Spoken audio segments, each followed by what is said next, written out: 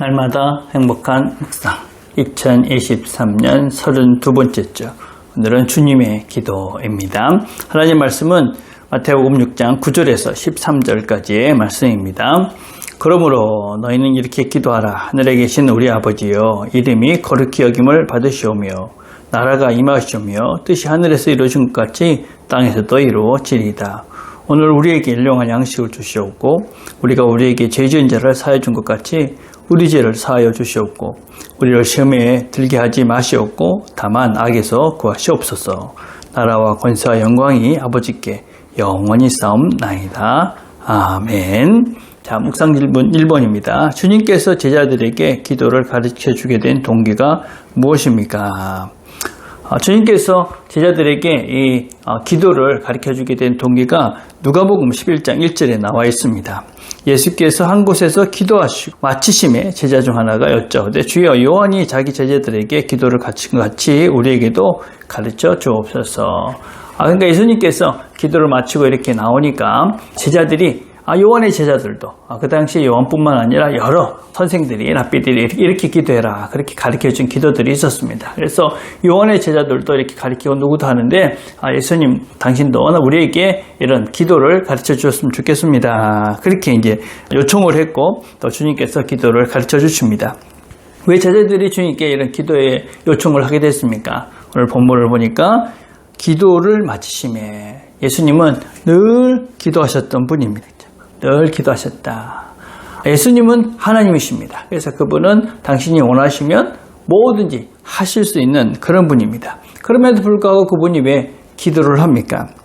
그것은 단순히 기도라는 것이 무언가를 얻어내고 어떤 목적의 수단이 아니다 하는 것을 우리에게 알게 합니다. 그러니까 우리가 기도를 한다는 것은 어떤 뭔가를 내가 얻어내고 또 기도를 통해서 뭘 하는 그것 자체가 아니다. 기도가 무엇이다 하는 것을 먼저 우리가 기억할 때 기도는 기도 자체가 목적이다 하는 것을 먼저 기억할 필요가 있습니다. 두 번째 이 주님께서 가르쳐 주신 기도는 주님께서 직접 가르쳐 주셨습니다. 그래서 주님께서 우리에게 하나님께서 이렇게 기도하면 된다 가르쳐 주신 것이기 때문에 대단히 소중하다. 그래서 주님께서 가르쳐 주신 이 기도를 우리가 많이 묵상하고 더 많이 우리가 연구를 하면 더 깊은 그런 하나님의 뜻을 우리가 잘 알고 바르게 기도할 수 있다 하는 것을 기억할 필요가 있습니다.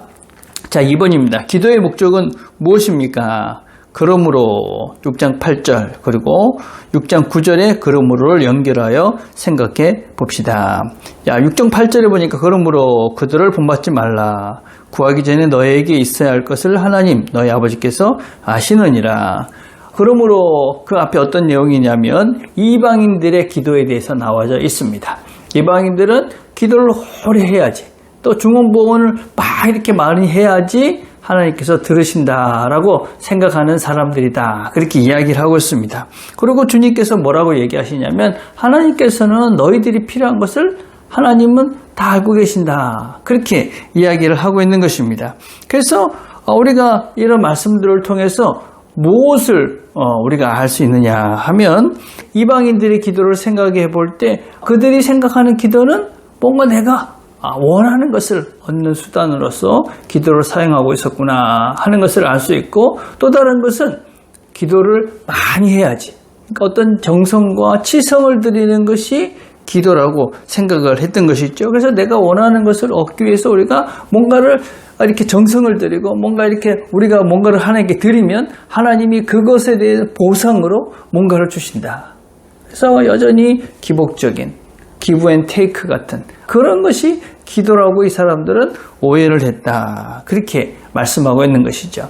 그러면서 주님께서 기도는 그런 것이 아니다.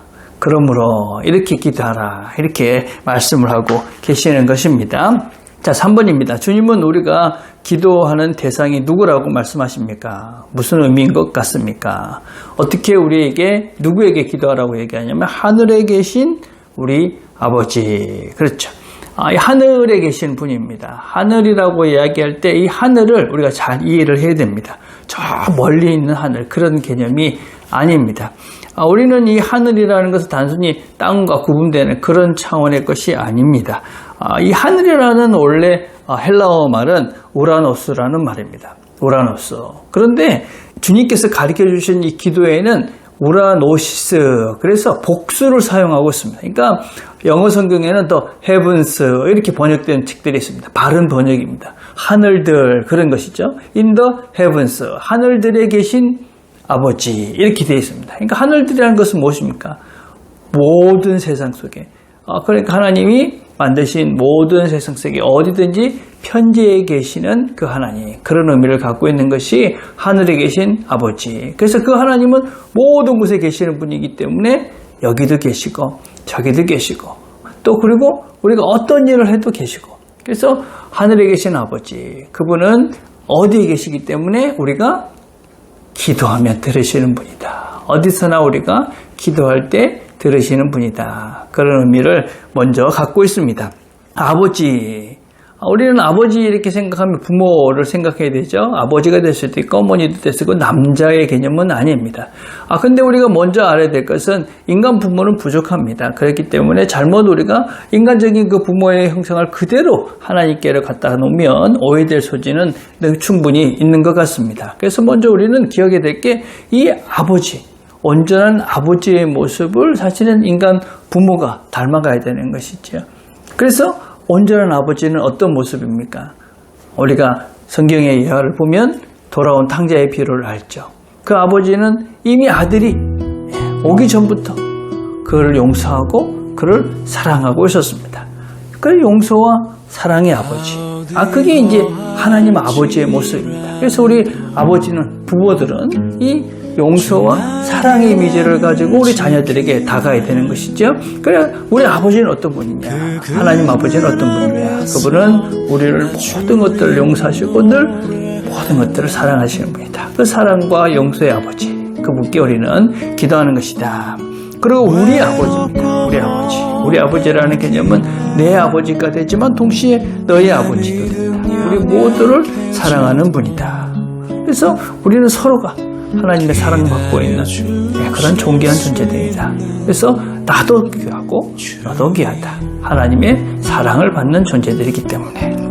그래서 우리는 우리가 기도하는 이 하나님 어떤 분인지 먼저 생각하고 기도를 해야 우리가 바른 기도를 할 수가 있습니다. 그래서 오늘도 우리가 우리 아버지 되시고 또 우리의 기도를 언제나 들으시는 그 하나님께 기도하시면서 하나님의 이끄심과 또 도우심을 경험해가는, 또 하나님과 풍성한 교제 가운데 하나님의 사랑을 누려가는 저와 여러분 되시기를 간절히 바라겠습니다. 오늘 우리가 함께 드릴 기도는 우리의 기도의 목적을 바르게 세우게 갈 수 있도록 기도했으면 좋겠습니다. 기도하겠습니다. 하나님 아버지 감사합니다. 하나님께서 우리 아버지 되주시고 언제나 우리의 기도를 들으심을 알게 하시니 감사합니다. 우리와 늘 함께 하시며 우리를 도우시고 이끄시고 또 사랑으로 함께 하시는 그 하나님을 늘 우리 삶 속에서 기억하고 또 그분과 함께 이 길을 걸어가므로 우리가 생명과 진리와 기쁨의 하루하루가 될 수 있도록 은혜를 베풀어 주시옵소서. 예수님의 이름으로 기도드립니다. 아멘.